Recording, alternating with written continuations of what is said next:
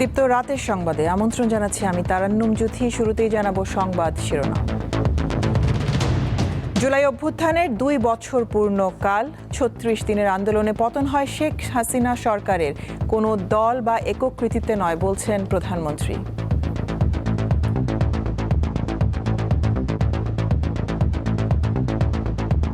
জুলাই আন্দোলনের সফলতার ক্রেডিট এই দেশের সর্বস্তরের জনগণের। বহুল প্রতীক্ষিত গণ অভ্যুত্থানের স্মৃতির জাদুঘর খুলছে কাল, জানালেন সংস্কৃতি মন্ত্রী। প্রবেশ মূল্য 25 ও 50 টাকা, টিকিট কাটতে হবে অনলাইনে। এটা জনসাধারণের জন্য যতটা সহজলভ্য করা যায়। উন্মুক্ত করা হতো প্রথম কয়েকটা মাস, তারপরে টিকিট ধার্য করা হতো, এটা বেটার হতো। বিরোধী দলের প্রতিনিধিত্ব ছাড়াই হলো সংবিধান সংস্কার কমিটির প্রথম বৈঠক। নাম না দিলেও পরামর্শ নেওয়ার আশ্বাস, আলোচনা সব পক্ষের সঙ্গে। আমি আশা করি তারা হয়তো অনুধাবন করবেন, এক পর্যায়ে তারা হয়তো তাদের নাম দিবেন এবং তাদের সাথে আমরা আলোচনা করব। সাগর নদী কোথাও মিলছে না কাঙ্ক্ষিত পরিমাণ ইলিশ, সংকটে ভোলার অনেক জেলে। জলবায়ু পরিবর্তন সহ 3 কারণের কথা বলছে মৎস্য বিভাগ। সাগরে এই বছর ট্রলার বাওয়া মনে করেন আমাকে 20-25 লক্ষ টাকার মতন লোকসান আছে। এত নদীতে যাই না যাই কি মনে করেন গিয়ে হয় না মাছ। ইরানে ঢিল ছুঁড়ে পাল্টা আঘাতে দিশেহারা ট্রাম্প। হরমুজ অচল হয়ে পড়ায় খেসারত দিচ্ছে পশ্চিম এশিয়া সহ গোটা বিশ্ব। শক্তিশালী হচ্ছে তেহরান। এবং ভেতরে ফিটফাট হলেও বাইরে বেহাল দশা ঢাকা জাতীয় স্টেডিয়ামের। 6 মাসের মধ্যে স্পোর্টস হাবে রূপান্তরের আশ্বাস জাতীয় ক্রীড়া পরিষদের। পুলিশ বুথ থাকবে, সিকিউরিটি সিস্টেম থাকবে। 3 থেকে 6 মাসের মধ্যে এটা দেখবেন যে বাস্তবায়ন হয়তো।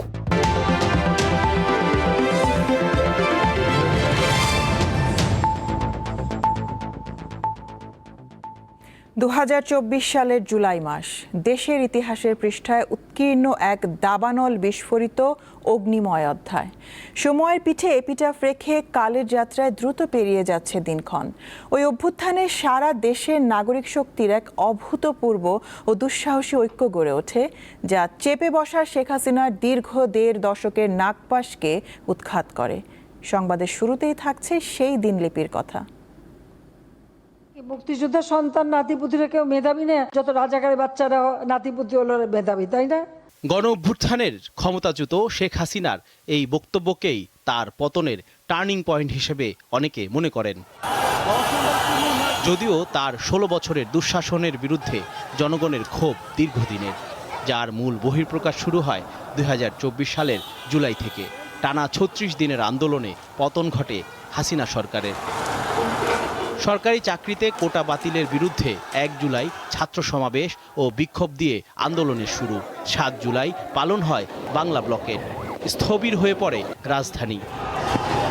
এরপর ধারাবাহিক আন্দোলন চলতে থাকে। রেলপথ ও মহাসড়ক অবরোধে এক প্রকার অচল হয়ে পড়ে সারা দেশ। 11 জুলাই তৎকালীন স্বরাষ্ট্রমন্ত্রী আসাদুজ্জামান খান কামাল বলেন, শিক্ষার্থীরা লিমিট ক্রস করছে। একই দিন কুমিল্লায় ফাঁকা গুলি ছোড়ে পুলিশ। 14 জুলাই শেখ হাসিনার সেই বিতর্কিত মন্তব্যের দিন। একই দিন রাষ্ট্রপতির কাছে স্মারকলিপি দেওয়ার পাশাপাশি কোটা সংস্কারের দাবিতে সরকারকে 24 ঘন্টার সময় বেঁধে দেন শিক্ষার্থীরা। এই 24 ঘন্টার মধ্যে যদি মামলা প্রত্যাহার না করা হয়, তাহলে কিন্তু আমাদের কর্মসূচি কঠোর থেকে কঠোর হবে। পরদিনই ঢাকা বিশ্ববিদ্যালয়ে শিক্ষার্থীদের ওপর ছাত্রলীগের নেতাকর্মীদের হামলায় অনেকে আহত হন। পাশাপাশি হামলা হয় জাহাঙ্গীরনগর, চট্টগ্রাম ও রাজশাহী বিশ্ববিদ্যালয়ের শিক্ষার্থীদের ওপর। এতে আন্দোলন স্ফুলিঙ্গের মতো ছড়িয়ে পড়ে। কোটা বিরোধী আন্দোলনে 16 জুলাই প্রথম নিহত হন রংপুর বেগম রোকেয়া বিশ্ববিদ্যালয়ের শিক্ষার্থী আবু সাইদ। পুলিশের গুলিতে তার প্রাণ হারানোর ভিডিও সামাজিক যোগাযোগ মাধ্যমে ব্যাপকভাবে ছড়িয়ে পড়ে। 17 ও 18 জুলাই রাজধানীসহ দেশের বিভিন্ন এলাকায় সংঘর্ষ ভয়াবহ রূপ নেয়। সরকারি স্থাপনা, যানবাহন ও বিভিন্ন প্রতিষ্ঠানে হামলা ভাঙচুরের ঘটনা ঘটে।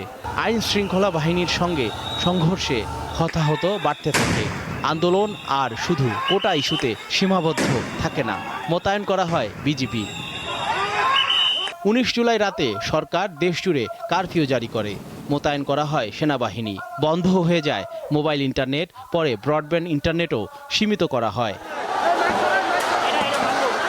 জুলাইয়ের শেষ সপ্তাহ জুড়ে গ্রেপ্তার অভিযান, মামলাসহ বিভিন্ন ঘটনার মধ্যেও আন্দোলনকারীরা নতুন নতুন কর্মসূচি ঘোষণা করেন। জুলাইয়ের শেষ দিকে এসে কোটা আন্দোলনের প্ল্যাটফর্ম, বৈষম্য বিরোধী ছাত্র আন্দোলনের সমন্বয়ক নাহিদ ইসলাম, আসিফ মাহমুদ, সজীব ভূঁইয়া, সার্জিস আলম, হাসনাত আবদুল্লাহ ও আবু বাকের সহ 6 জনকে গুম করে সরকার। পরবর্তীতে ডিবি হেফাজতে খোঁজ মিলে তাদের। আন্দোলনে নিহতদের স্মরণে 30 জুলাই থেকে শুরু হয় ফেসবুক প্রোফাইল লাল করার ট্রেন্ড। 1 আগস্ট জামাত শিবিরকে নিষিদ্ধ করে প্রজ্ঞাপন জারি করে সরকার। 3 আগস্ট আসে সরকারের পদত্যাগের 1 দফা দাবি। 5 আগস্ট আসে সেই মাহেন্দ্রক্ষণ। আন্দোলনের তোড়ে টিকতে না পেরে ক্ষমতা ছেড়ে দেশ থেকেই পালিয়ে যান শেখ হাসিনা। সর্বশেষ সরকারি গ্যাজেটে এখন পর্যন্ত জুলাই শহীদের সংখ্যা 843 আর আহতের সংখ্যা 14,370 জন। জহুরুল মোহসান, দীপ্ত সংবাদ, ঢাকা। জুলাই গণঅভ্যুত্থানের পর পেরিয়ে গেছে 2 বছর। স্বৈরাচারী শাসনের অবসান ঘটাতে ছাত্র জনতা যে রক্তক্ষয়ী বিপ্লব করেছিল তার মূল লক্ষ্যই ছিল একটি বৈষম্যহীন বাংলাদেশ প্রতিষ্ঠার। কিন্তু 2 বছর পর সেই কাঙ্ক্ষিত প্রত্যাশা প্রাপ্তির হিসাব মেলাতে গিয়ে হতাহতদের স্বজনদের চোখে এখন কেবল হতাশা। 2024 সালের জুলাই আগস্ট বুলেটের সামনে বুক পেতে দিয়ে নতুন এক স্বাধীনতার স্বপ্ন দেখেছিল এক ঝাঁক তরুণ। 18 জুলাই তৃষ্ণার্ত মানুষকে পানি খাওয়ানোর সময় গুলিবিদ্ধ হন মীর মুগ্ধ। আর 5 আগস্ট যাত্রাবাড়িতে পুলিশের বুলেটে চিরতরে নিজের 1 হাত হারান শিক্ষার্থী হাফেজ মোহাম্মদ হুসাইন। বিপ্লবের 2 বছর পেরিয়ে গেছে, ক্ষমতার পালাবদল হয়েছে। তবে যে পরিবর্তনের জন্য এতগুলো জীবন গেল তার প্রাপ্তি কতটুকু? 5 আগস্ট পুলিশের সাথে ধাওয়া পাল্টা দেওয়া করতে করতে একসময় পুলিশ আর কি আমাকে গুলি করে, খুব ইজিলি গুলি করে, যেহেতু আমাকে ঘেরাও করে ওনারা, এখানে ঠেকে গুলি করে আর কি। আরেকজন পুলিশ ছড়া গুলি করে, ওইখানেই আমি আহত আর কি, একবারে যাত্রাবাড়ি থানার মেইন গেটের সামনেই। ভাবছিলাম মরেই যাবো, একেবারে শেষ প্রহর গুনতেছি। ওই সময় বড় ভাইয়া আমার ট্রাউজার দেখে আমাকে ওই ভ্যাঙ্গার থেকে টেনে বের করছে। চাওয়াগুলো পূর্ণতা আসলে তখনই পাবে যখন এই দেশের মানুষ, প্রত্যেকটা মানুষ সৎ হবে। 1 হাত হারানো হুসাইনের চাওয়া মানুষ যেন তার বাক স্বাধীনতা ফিরে পায়, এগিয়ে যায় দেশ।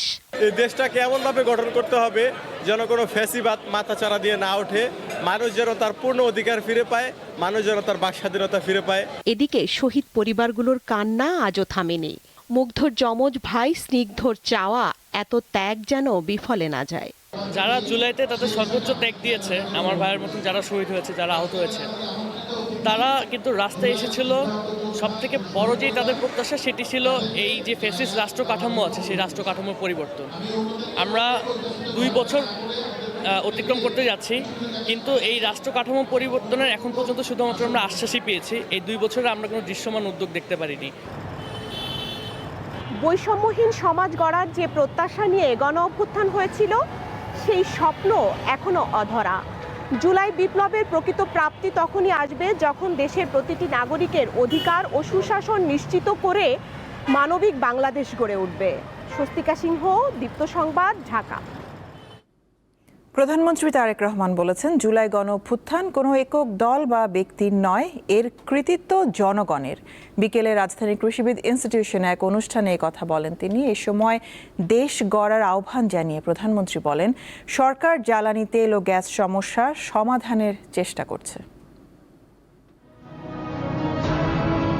3 মাস বছর পেরিয়ে আবারও ফিরেছে গণ অভ্যুত্থানের সফলের দিনটি। ছাত্র জনতার সফল আন্দোলনে 2024 সালের 5 আগস্ট পতন ঘটে শেখ হাসিনা সরকারের। এ উপলক্ষে রাজধানীর কৃষিবিদ ইনস্টিটিউশন মিলনায়তনে মঙ্গলবার বিএনপির উদ্যোগে আয়োজিত হয় গণতন্ত্র আদায়ে 17 বছর অনিবার্য সংগ্রাম এবং রক্ত ঝরা জুলাই জাগরণ আলোচনা সভা। এতে যোগ দেন প্রধানমন্ত্রী তারেক রহমান। বক্তব্যে জুলাই গণ অভ্যুত্থানের কৃতিত্ব দেশের জনগণকে দেন সরকার প্রধান। মানুষকে বিভ্রান্ত করার জন্য বিভিন্ন জন বিভিন্ন কথা বলেছে। আমরা আমাদের অবস্থান থেকে পরিষ্কারভাবে সাফ বলে দিয়েছি, এই জুলাই আন্দোলনের সফলতার ক্রেডিট এই দেশের সর্বস্তরের জনগণের। এটি কোনো একক ব্যক্তি, একক কোনো দল, রাজনৈতিক দলের এটি কোনো ক্রেডিট নয়।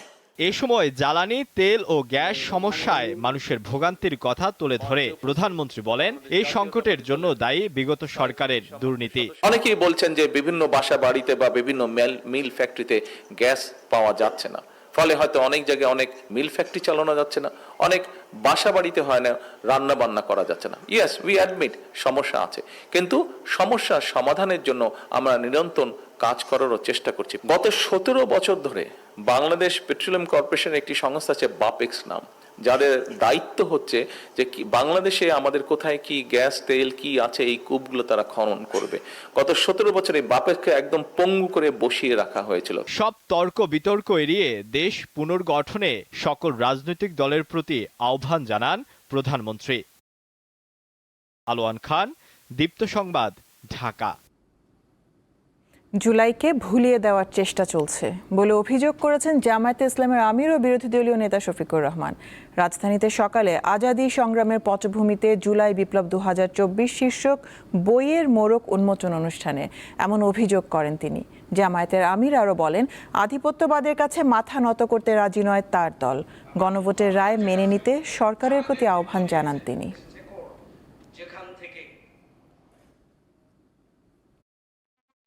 জুলাইকে ভুলিয়ে দেওয়ার একটা নিরন্তর উল্টা সংগ্রাম শুরু হয়েছে। যদি সেই রকম কোনো সংগ্রাম হয়ে থাকে, আমরা মহান আল্লাহর উপর ভরসা করে বলছি, দেশবাসীকে সাথে নিয়ে এই সমস্ত কিছু ইনশাআল্লাহ তছনছ করে দেওয়া হবে। এই ইস্যু ভুলিয়ে দেওয়ার জন্য আমাদেরকে অনেক লোভ টোপ প্রস্তাব বিভিন্ন কিছু দেওয়া হচ্ছে। আমাদের সোজা সাপটা কথা, জনগণ যে রায় দিয়েছে এইটাই মানতে হবে, আমাদের আলাদা কোনো রায় নাই। এদিকে বিরোধী দলের প্রতিনিধিত্ব ছাড়াই হলো সংবিধান সংশোধন সংক্রান্ত বিশেষ কমিটির প্রথম বৈঠক। তবে নাম না দিলেও বিরোধী দলের পরামর্শ গ্রহণের আশ্বাস দিয়েছেন কমিটির সভাপতি সালাউদ্দিন আহমেদ। আর আইনমন্ত্রী জানান, জুলাই সনদ পাশ কাটিয়ে কোনো রাজনৈতিক মতাদর্শ চাপিয়ে দেওয়া হবে না। জাতীয় সংসদ ভবনে সকালে এই বৈঠক অনুষ্ঠিত হয়। দেশের সংবিধানের 18তম সংশোধনী নিয়ে আনুষ্ঠানিকভাবে কার্যক্রম শুরু হলো। এ লক্ষ্যে গঠিত কমিটির প্রথম বৈঠক হলো মঙ্গলবার। 12 সদস্যের সবাই এদিন উপস্থিত থাকলেও ছিলেন না বিরোধী দল থেকে কেউ। কমিটিতে বিরোধী দল থেকে 5 জনের নাম দিতে সরকারি দল অনুরোধ জানালেও তা প্রত্যাখ্যান করে জামায়াত ইসলামী। গঠনের দিনই কমিটি প্রত্যাখ্যান করে সংসদ থেকে ওয়াকআউট করে তারা। তবে সুযোগ থাকছে মতামত দেওয়ার। কমিটির প্রধান ও স্বরাষ্ট্রমন্ত্রী জানান, তারা সবার কথা শুনবেন, আর যেসব বিষয়ে বিএনপি নোট অফ ডিসেন্ট দিয়েছিল সেগুলোও পর্যালোচনা করা হবে। 48টার মধ্যে অনেক কিছু আছে আমরা এগ্রিড হয়েছি রাজনৈতিক সমঝোতার দলিল হিসাবে জুলাই জাতীয় সনদে, সেগুলো তো আমরা নেবই। আর যেগুলোতে আমরা নোট অফ ডিসেন্ট দিয়েছি সেগুলো নোট অফ ডিসেন্ট আকারে নেব। এর বাইরেও আমাদের অনেক বক্তব্য আছে, আমাদের নির্বাচনী ইশতেহারে আছে, সেগুলো আমরা ধারণ করব। বিরোধী দলের পক্ষ থেকে যে 5টি নাম দেওয়ার কথা ছিল সেই নামগুলো আমরা এখনো পাইনি। আমি আশা করি তারা হয়তো অনুধাবন করবেন, এক পর্যায়ে তারা হয়তো তাদের নাম দিবেন এবং তাদের সাথে আমরা আলোচনা করব।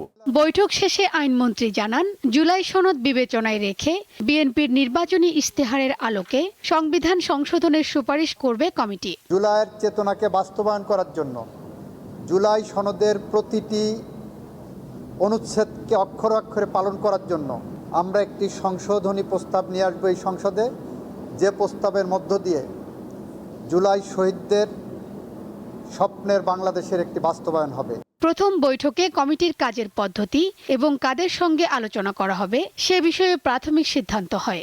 জুলাই আন্দোলনে আহত ও নিহতের পরিবারের সদস্য, সাংবাদিক, সুপ্রিম কোর্ট আইনজীবী সমিতি, অবসরপ্রাপ্ত বিচারক, জাতীয় প্রেস ক্লাব এবং বিভিন্ন পেশার প্রতিনিধিদের সঙ্গে আলোচনা করবেন কমিটির সদস্যরা। শিউলি শবনম, দীপ্ত সংবাদ, ঢাকা। জুলাই গণ অভ্যুত্থান স্মৃতি জাদুঘর জনসাধারণের জন্য আগামী বৃহস্পতিবার থেকে খুলে দেওয়া হচ্ছে। মঙ্গলবার সচিবালয়ের সংবাদ সম্মেলনে এই তথ্য জানান সংস্কৃতি মন্ত্রী নিতাই রায়চৌধুরী। প্রাপ্তবয়স্কদের জন্য টিকিট মূল্য 50 এবং শিশুদের জন্য 25 টাকা নির্ধারণ করা হয়েছে। এজন্য অনলাইনে আবেদন করতে হবে। আগামীকাল সকালে প্রধানমন্ত্রী তারেক রহমান এই জাদুঘর উদ্বোধন করবেন। মন্ত্রী জানান, উদ্বোধনী অনুষ্ঠানে জুলাই গণ অভ্যুত্থানে বীরত্বগাথা ও আত্মত্যাগের স্মৃতিচারণ করে জুলাই যোদ্ধা এবং জুলাই শহীদ পরিবারের সদস্যরা বক্তব্য দিবেন। একই সঙ্গে একটি প্রামাণ্যচিত্র প্রদর্শন করা হবে।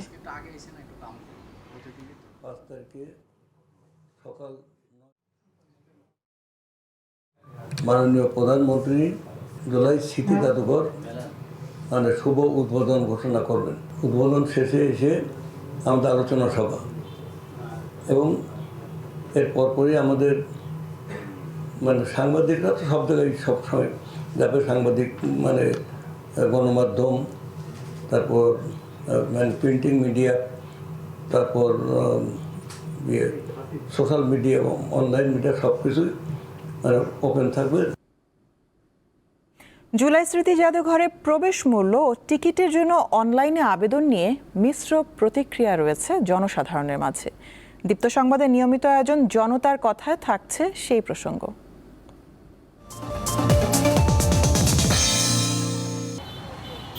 সকল জল্পনা কল্পনার অবসান ঘটিয়ে অবশেষে আগামীকাল উদ্বোধন হতে যাচ্ছে জুলাই গণ অভ্যুত্থানের বীরত্বগাথা স্মৃতি বিজড়িত জুলাই স্মৃতি জাদুঘরটি। আগামীকাল উদ্বোধন হলেও বৃহস্পতিবার থেকে সর্বসাধারণের জন্য উন্মুক্ত করে দেয়া হবে এই স্মৃতি জাদুঘরটি। তবে এক্ষেত্রে প্রাপ্তবয়স্কদের জন্য 50 টাকা এবং শিশুদের জন্য 25 টাকা নির্ধারণ করা হয়েছে প্রবেশ ফি।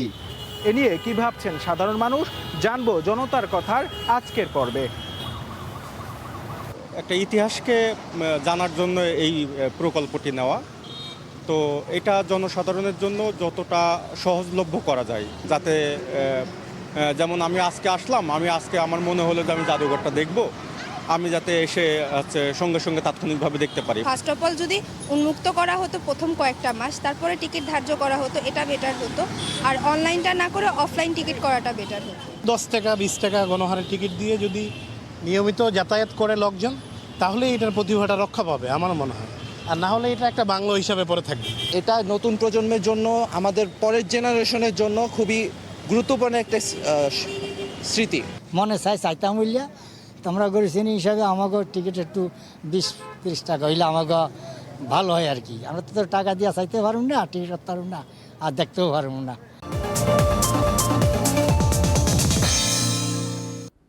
ভরা মৌসুমেও ভোলায় মিলছে না কাঙ্ক্ষিত পরিমাণ ইলিশ।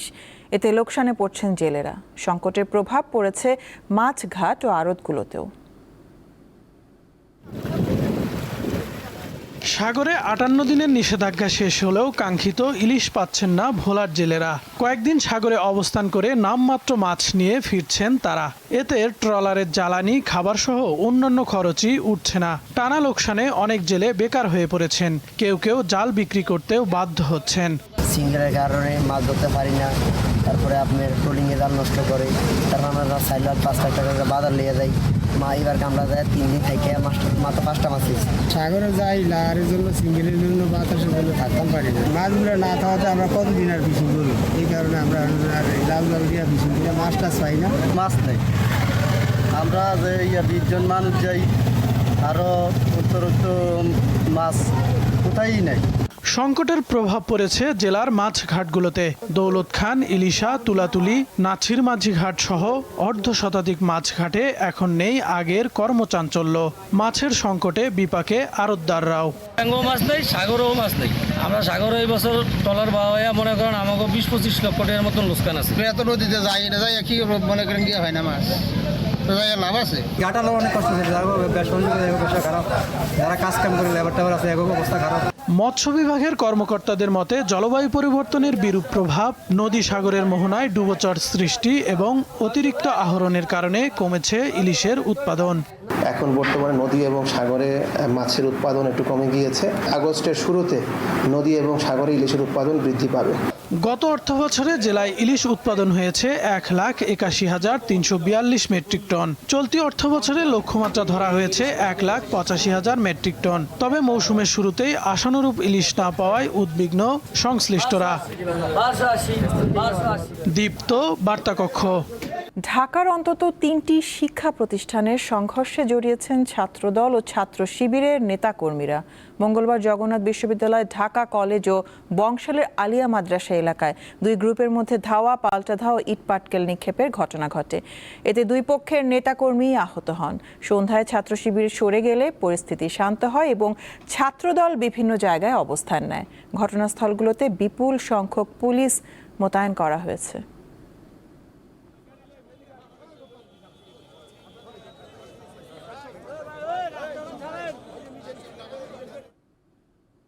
এবার দেখে নিব দেশ বিদেশে আরো কিছু আলোচিত টুকরো খবর নিয়ে দীপ্ত সংবাদের নিয়মিত আয়োজন সংবাদ সংক্ষেপ। নেত্রকোনা সদর উপজেলায় এক স্কুল ছাত্রীকে ধর্ষণের অভিযোগ উঠেছে কন্টেন্ট ক্রিয়েটর রিপন মিয়ার বিরুদ্ধে। নির্যাতনের শিকার শিক্ষার্থীর স্বজনরা জানান, গত বৃহস্পতিবার রাতে ওই কিশোরীকে বাড়ির পেছনে ডেকে নিয়ে ধর্ষণ করেন রিপন। বিষয়টি জানাজানি হলে রোববার রাতে স্থানীয়ভাবে সালিশ বসে। সেখানে রিপন মিয়া নিজের দোষ স্বীকার করেন। পরে তাকে 5 লাখ টাকা জরিমানা এবং এলাকা ছাড়া করার সিদ্ধান্ত দেওয়া হয়। 5 দিনের মধ্যে জরিমানার টাকা পরিশোধের সময় বেঁধে দেওয়া হয়েছে। বিয়ের প্রতিশ্রুতি দিয়ে শারীরিক সম্পর্কের অভিযোগে শুধু পুরুষের শাস্তির বিধান কেন অবৈধ নয় তা জানতে চেয়ে রুল জারি করেছে হাইকোর্ট। একই সঙ্গে প্রাপ্তবয়স্কদের সম্মতিমূলক সম্পর্ককে বিয়ের মিথ্যা প্রতিশ্রুতির অভিযোগে ফৌজদারি অপরাধ হিসেবে গণ্য করার বিধান কেন অবৈধ হবে না তাও জানতে চাওয়া হয়েছে। মঙ্গলবার এই রুল জারি করে হাইকোর্ট বেঞ্চ। ভারত থেকে আসা 11,500 টন সিদ্ধ চালের একটি চালান গ্রহণ করেনি বাংলাদেশ। এ নিয়ে ভারতে নতুন করে বিতর্ক তৈরি হয়েছে। ভারতের সংবাদ মাধ্যম দ্য হিন্দু বিজনেস লাইনের প্রতিবেদনে বলা হয়, গত 21শে জুলাই চালানটি চট্টগ্রাম বন্দরে পৌঁছায়। এরপর চালের মান নিয়ে প্রশ্ন ওঠে। পটুয়াখালীর রাঙাবালিতে শিক্ষার্থীদের দিয়ে এইচএসসি পরীক্ষার উত্তরপত্রের কোড নম্বর পূরণ করানোর অভিযোগ উঠেছে এক শিক্ষকের বিরুদ্ধে। সামাজিক যোগাযোগ মাধ্যমে ছড়িয়ে পড়া একটি ভিডিওতে দেখা যায় 4 শিক্ষার্থী একসঙ্গে বসে উত্তরপত্রে কোড নম্বর পূরণ করছে। অভিযুক্ত শিক্ষক রিপন হোসেন ছোট 22 দিয়া বিজনেস ম্যানেজমেন্ট কলেজের বাংলা বিভাগের প্রভাষক। দীপ্ত বার্তাকক্ষ। গণ অভ্যুত্থানের মুখে দেশ ছেড়ে পালানো বাংলাদেশের সাবেক প্রধানমন্ত্রী শেখ হাসিনার সম্ভাব্য বক্তব্য দেয়াকে কেন্দ্র করে সৃষ্ট পরিস্থিতিতে অবস্থান স্পষ্ট করেছে ভারত। দেশটির পররাষ্ট্র মন্ত্রণালয়ের মুখপাত্র রণধীর জয়সওয়াল জানিয়েছেন, এই আয়োজনটি একটি বেসরকারি গণমাধ্যম সংস্থার এবং এতে নয়াদিল্লির কেন্দ্রীয় সরকারের কোনো ধরনের সম্পৃক্ততা বা সংশ্লিষ্টতা নেই। তিনি আরও দাবি করেন, ওই ফোরামে কোনো মতামত প্রকাশ করা হলে ভারত সরকার এর কোনোটি সমর্থন করে না।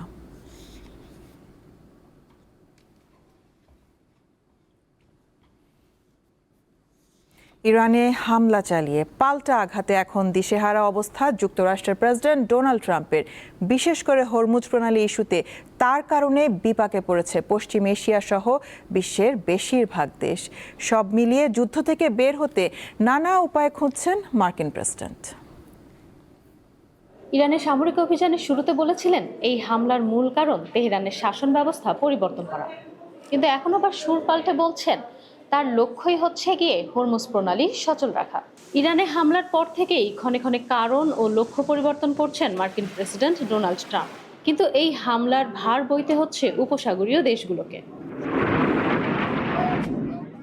ট্রাম্প ভেবেছিলেন তেহরানের শাসন ব্যবস্থার পতন ঘটলে দেশটিকে নিয়ন্ত্রণ করতে পারবেন তিনি, পাশাপাশি ইরানের পারমাণবিক কর্মসূচিও স্থগিত করে দেওয়া যাবে।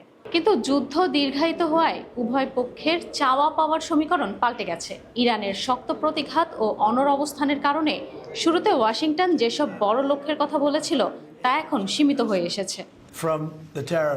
ট্রাম্প বলছেন বর্তমানে আলোচনার মূল কেন্দ্রবিন্দু কেবল হরমুজ সচল রাখা। অন্যদিকে তেহরান সামরিক প্রতিরোধের পাশাপাশি ওমানের সাথে এই গুরুত্বপূর্ণ নৌপথের যৌথ প্রশাসনিক কর্তৃত্ব ধরে রাখতে চায়। এছাড়া নিজেদের অর্থনীতিকে বাঁচাতে আন্তর্জাতিক নিষেধাজ্ঞা তুলে নেয়ার দিকেও অগ্রাধিকার তাদের। ট্রাম্পের ক্ষণে ক্ষণে লক্ষ্য এবং সিদ্ধান্ত পরিবর্তন এবং হরমুজ প্রণালী বন্ধ থাকার কারণে সবচেয়ে বেশি বিপাকে পড়েছে পারস্য উপসাগরীয় দেশগুলো। হরমুজ কার্যত অচল হয়ে পড়ায় চরম অর্থনৈতিক ও সামাজিক খেসারত দিতে হচ্ছে এ দেশগুলোকে, যা এই অঞ্চলের অবকাঠামো উন্নয়ন এবং স্বাভাবিক জীবনযাত্রাকে স্লথ করে দিচ্ছে। পরিস্থিতি আরও জটিল করে তুলেছে দুই পক্ষের সামরিক সংঘাত। যুক্তরাষ্ট্র যখন ইরানের ভূখণ্ডে একের পর এক হামলা চালাচ্ছে, তেহরান তখন হাত গুটিয়ে বসে নেই। তারা উপসাগরীয় দেশগুলোতে মার্কিন সামরিক ঘাঁটির পাশাপাশি আঞ্চলিক মিত্রদের জ্বালানি অবকাঠামো লক্ষ্য করে পাল্টা ক্ষেপণাস্ত্র ও ড্রোন হামলা চালাচ্ছে। ইরানের বিশ্বাস, গুরুত্বপূর্ণ নৌপথ ও জ্বালানি স্থাপনাগুলোকে ঝুঁকির মধ্যে ফেলতে পারলে যে কোনো আলোচনায় তারা আরও শক্তিশালী অবস্থানে থাকবে। আর যুদ্ধের পরিধি বাড়াতে থাকলে শেষ পর্যন্ত ট্রাম্প ছাড় দিতে বাধ্য হবেন। ডোনাল্ড ট্রাম্প এ যুদ্ধ স্বল্পমেয়াদী অভিযানের মাধ্যমে শুরু করলেও বাস্তবতা এখন ভিন্ন হয়ে দাঁড়িয়েছে। ক্ষণে ক্ষণে লক্ষ্য পরিবর্তন করেও সফল হতে পারছেন না তিনি। আর এই সংঘাতের সরাসরি প্রভাব পড়ছে পুরো পশ্চিম এশিয়া ও পারস্য উপসাগরীয় অঞ্চলে। এই সংঘাতের শেষ কোথায় তার স্পষ্ট ইঙ্গিত এখনও নেই। ইশরাত সুমা, দীপ্তবার্তা কক্ষ। করুণ পরিবেশে আবৃত ঢাকা স্টেডিয়ামকে আগামী 6 মাসের মধ্যে স্পোর্টস হাবে রূপান্তর করা হবে, এমন আশার বাণী শোনালেন জাতীয় ক্রীড়া পরিষদের পরিচালক জাহেদ পারভেজ চৌধুরী বিকেলে টেবিল টেনিস ফেডারেশনের নতুন অ্যাডহক কমিটির সঙ্গে পরিচয় পর্ব শেষে একথা বলেন তিনি। 4.5 বছরে দীর্ঘ অপেক্ষার অবসান হয় গত বছরের জুনে। সংস্কার কাজ শেষে ভুটান ম্যাচ দিয়ে আবারও ফুটবল গড়ায় ঢাকার জাতীয় স্টেডিয়ামে।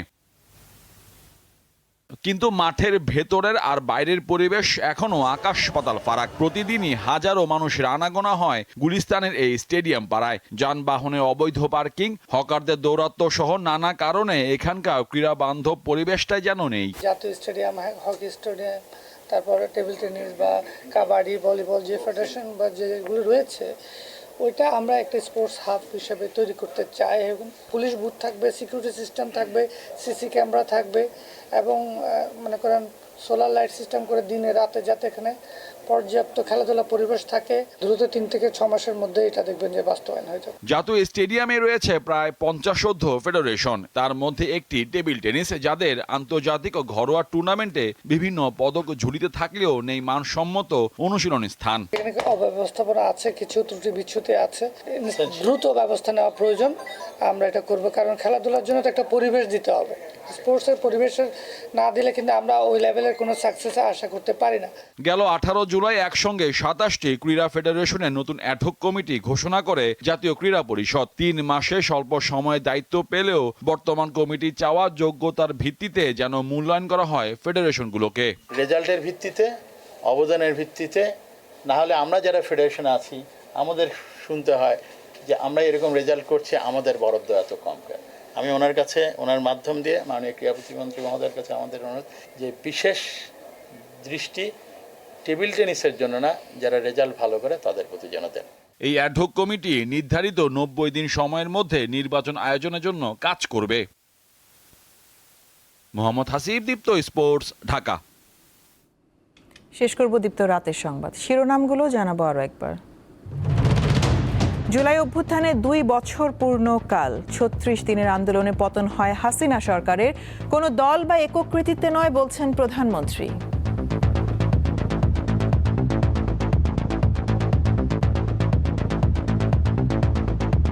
জুলাই আন্দোলনের সফলতার ক্রেডিট এই দেশের সর্বস্তরের জনগণের। বহুল প্রতীক্ষিত গণ অভ্যুত্থানের স্মৃতির জাদুঘর খুলছে কাল, জানালেন সংস্কৃতি মন্ত্রী। প্রবেশ মূল্য 25 ও 50 টাকা, টিকিট কাটতে হবে অনলাইনে।